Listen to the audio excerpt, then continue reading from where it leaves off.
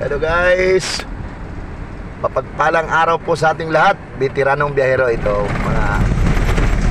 Ito guys, itong daan na to, paano to guys pabulusok, siko siya. Malapit na tayo sa katotohanan na Matnog. Uy, bumawi pala siya. Yun. Ang karga natin guys ay yung pangarga na sa mga 40. Hindi kasama yung low bid dyan. Low bid yung dala natin guys, no? So baka may makuha ng kayong diskarte. Kung sa mga manunood, salamat. Doon sa mga basher, salamat din.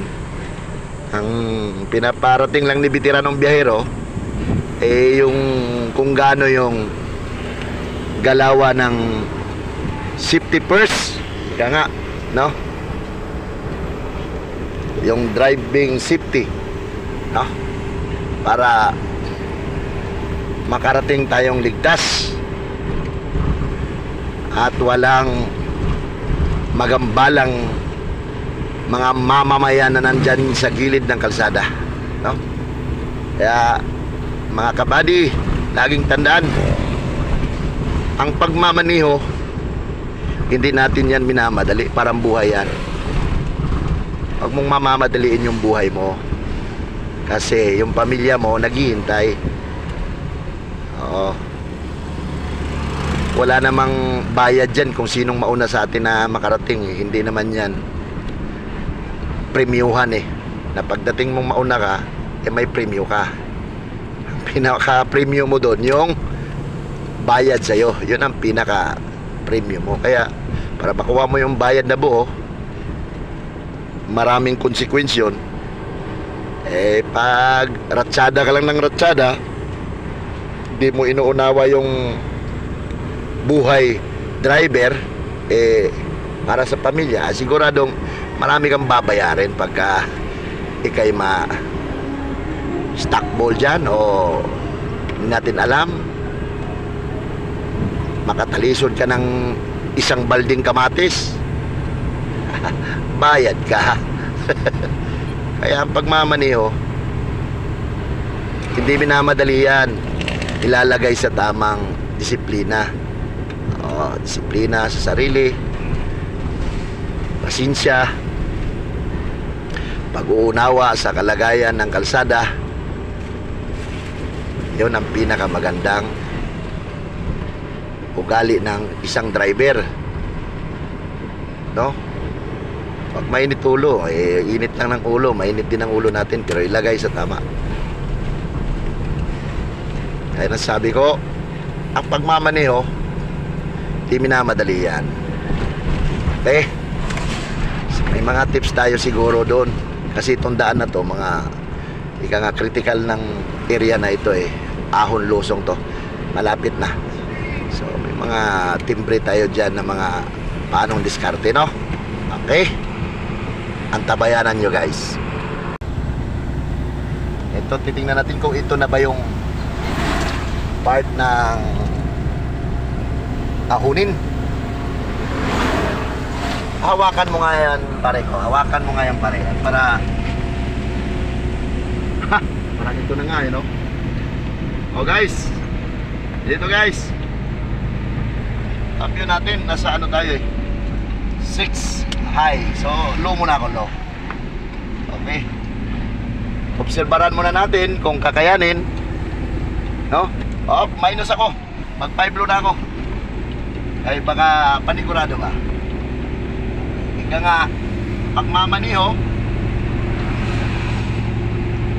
hindi minamadali yan.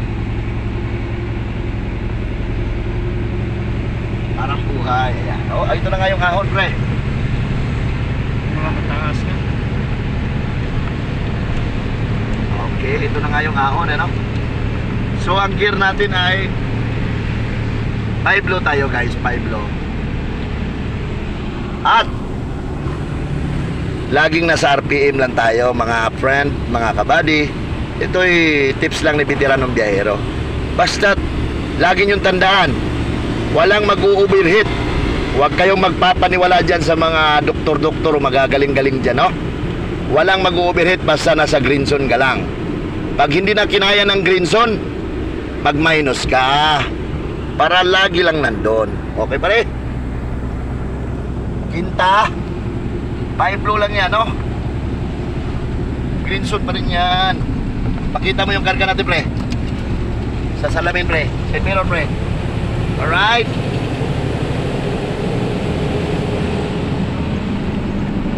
Yan. Dagdag tayo, medyo maluwag siya. Naka-high lang ako. Naka-high. 5 high lang. Diyan ang gamit ng splitter natin na high and low kada kambyo. Di ba? Pag nararamdaman mong medyo mataas, minus ka kagad, apakan ng clutch, 5 low. Mga discarding mga veterano ba, pang pamilya, hindi lang pang pamilya, pang sports pa. Yan yung ano pre? Yan yung pasok tira, hindi yung tira pasok. Patay. Yan o, exhaust ha, exhaust naman tayo ha. Gamit tayo exhaust guys, no? Yung sinong mga nagpapaniwalang masisira yung makina natin, nakababad ang exhaust ko. Nakababad. Yan yung sinasabi ko, hanggat kinakailangan mong mag-exhaust ka. Kasi yan yung purpose dyan. Kaya yan nilagay sa makina. Dahil ginagamit para sa safety o kaligtasan ng nakakarami. Diba? Wag puro galing. Wag puro galing. No? Kailangan ilagay sa safety ang buhay ng karamihan. Exhaust ka. Nakakaramdam ako ng pakita mo yung daan pre. Nakababad exhaust natin. Bakit ba? Wala namang bayad dyan. Ha? Hindi magpapaniwala yung sira-sirang exhaust, masira yung makina. Kalukuhan yan.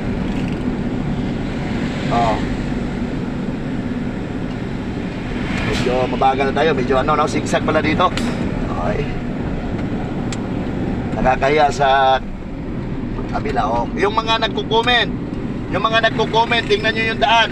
Baka sabihin, magbabagal ka, dapat nasa gilid ka. Sige, igilid mo itong dala ko. Tingnan natin kung hindi ba mga pasma yung utak mo. Tansya dyan. Lubid yung dala natin. Okay? Yung mga paniwala ninyo na akala nyo tama ha. Yan mga kabady, tips lang to ni veterano. Medyo ang salita lang kailangan, kung sa bata pa, kailangan mo siyang paluin ng konti para may pasok sa isipan at saka sa puso na, uy, mali pala ako. Ha? Hindi yung ipaglaban natin yung mali. Ang pinag-uusapan dito, yung safety. No? At saka tingnan nyo yung daan. Tingnan nyo yung daan, yung linya, yung guhit. Ha? Solid linya, walang overtaking dyan. Walang putol-putol na guhit. Baka hindi nyo naintindihan yung linya. Walang putol. Yan. Pwede na yan mag-overtake pag putol-putol na. Baka hindi, may mga driver na ang tagal na hindi pa naintindihan yung guhit ng kalsada. No, nakasulid lane, double, kaliwat kanan. Hala, overtake. Ayan tayo nakakintalo tayo ha. Right? Tingnan mo guys. Steady lang. Ayan solid lane yan. Walang overtaking dyan. Mahaba na nga ito. Tingnan mo ito pre. Yung cambio natin dito pre. So, hindi ka natin ito. Kailangan timing lang. Hindi mo kailangan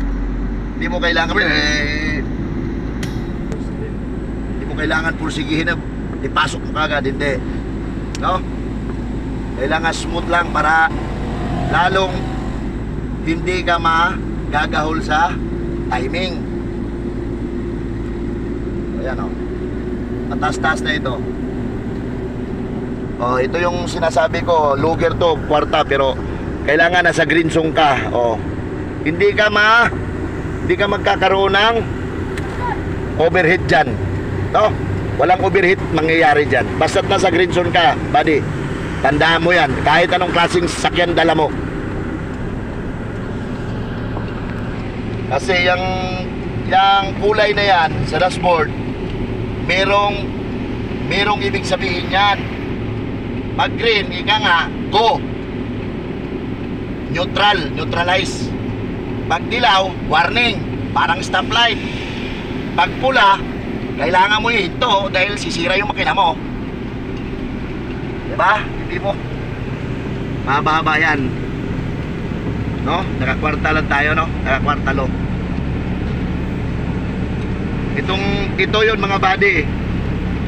Kasi veterano, kung sakaling doon pa lang sa baba, nagprimera o segunda na, ano nang mangyari? Hindi lahat ng ahon ay ganon. May ahon na talagang sobrang slope, kaya sa baba pa lang manigurado ka na ng kambyo. Pero pag duyan, pwede mo siyang timplahan.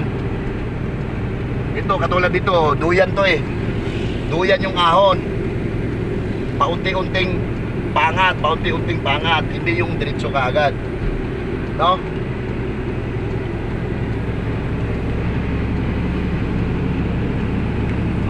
May mga bashers tayo dyan na slow moving ka, dapat dito ka sa kanan. Sige nga, tingnan mo yung linya ng kanan, kung makasya ba ako dyan. Dito pa nga lang sa nawala na yung guhit ito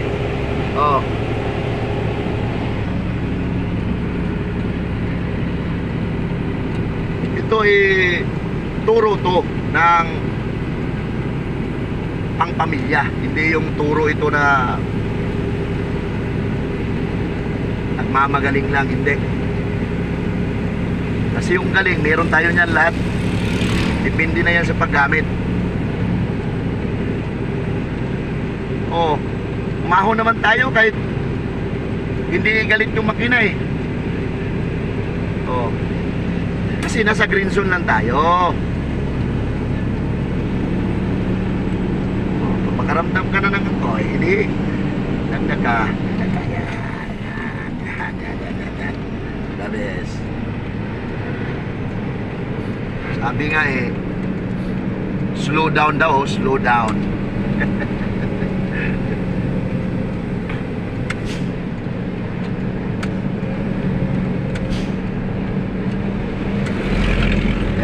Ito na yun. For sure.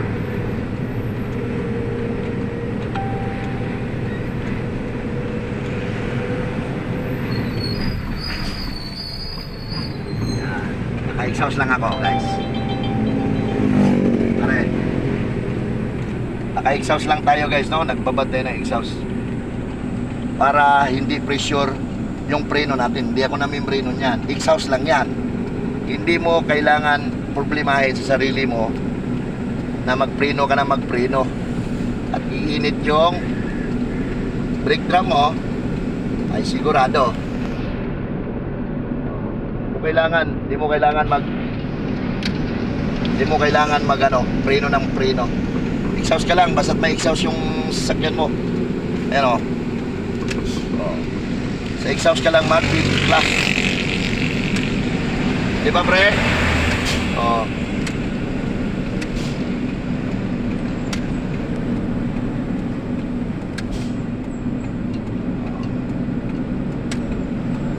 Yan Kita mo yung kalsada, pre. Diba? City kanan yan. Pag dito pala sa kabila, dulas ka dyan, dulas. Hindi tayo kailangan mamembreno. Ba't ba tayo mamembreno? May exhaust tayo. Lalay lang yung preno para hindi init. Kasi for emergency yan yung preno natin Liko pala na ito. Tinitipid natin at pati yung hangin para hindi tayo maubusan ng hangin. Tingnan mo yung exhaust, naka-exhaust ako. Yung hangin ko, load, punong-puno. Exhaust lang. Kung nagpreno ka ng magpreno dyan, ay sigurado ubos yan. Siku yan at ang lalim niyan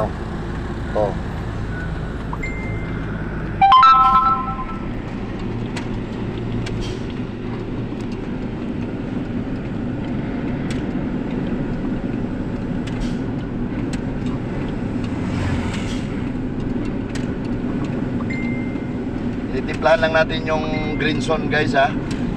Kaya yung exhaust ni Veterano, ganyan.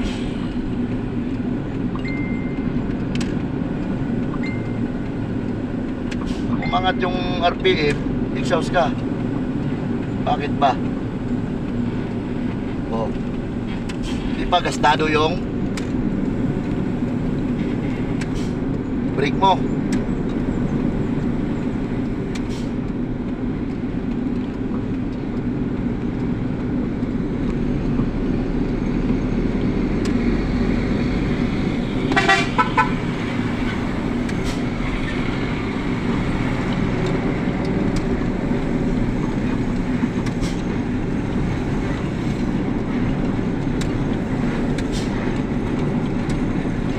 Kwarta lang ako guys.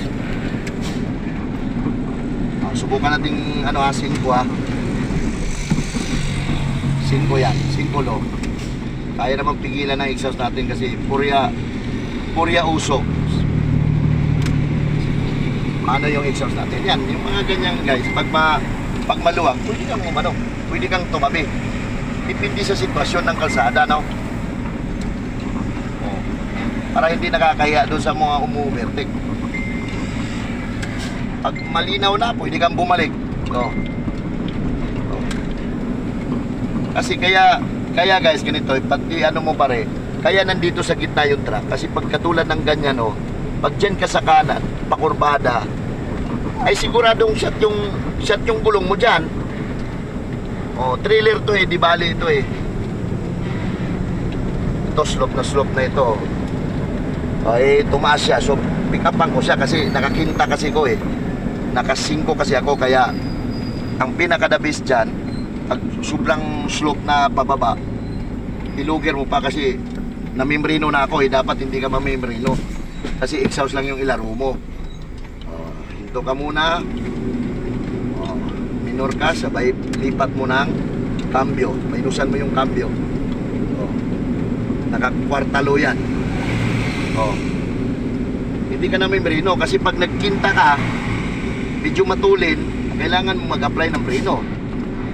So nagagamit mo na tuloy ngayon yung brino na imbis hindi. Imbis hindi mo gagamitin, nagagamit mo na.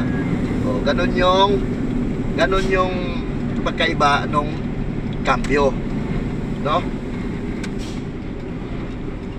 Yan, sana maunawaan, sana naunawaan, Masarap pala dito, may likuan pala dito, pre. Mga gripo nga sa gilid. Oo. Lala, pangarong. Mabigat kasi yung karga natin guys, kaya safety reason, safety first, driving safety, manigurado ka, mag-logger ka. Always use logger para sa mga mabulusok at paahon. Ano yung cambio mong pababa, ganun din yung pataas. Yan guys, no? Ayan na tayo Ayan na pala pre.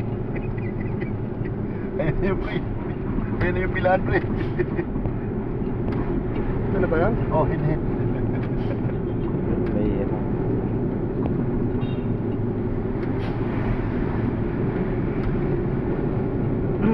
So, ito na yung pila guys, no? Yan may ipapakita na ron. Ano? Saan ka ngayon magpapaano pre? Baka hanapin yung ano.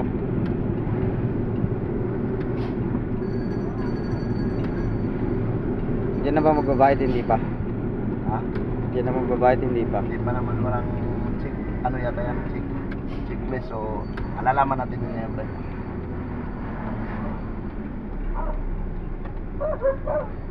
Sabi na, kinuha po ng ano namin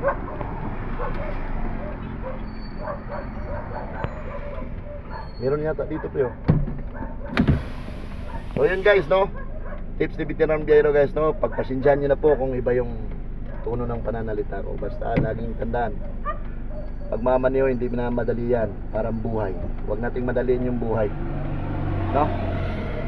At buhay ng mga nakakarami.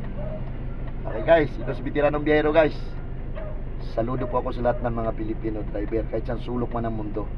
Basta't Pilipino, magaling yan. Okay guys, God bless. I love you po.